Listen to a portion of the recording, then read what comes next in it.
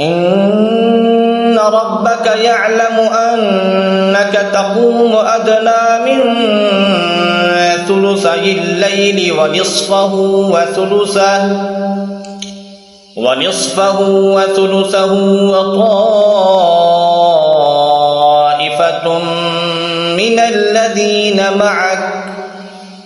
والله يقدر الليل والنهار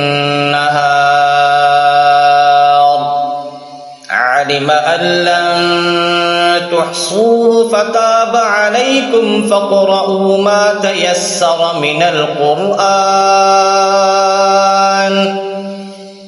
علم أن سيكون منكم مرضى وآخرون يضربون في الأرض يبتغون من فضل الله وآخرون يقاتلون في سبيل الله فاقرؤوا ما تيسر منه وأقيموا الصلاة وآتوا الزكاة وأقرضوا الله قرضا حسنا وما تقدموا لأنفسكم من خير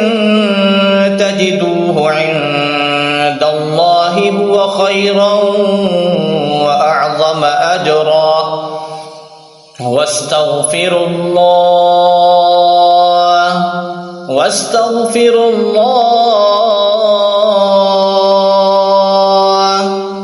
واستغفروا الله إن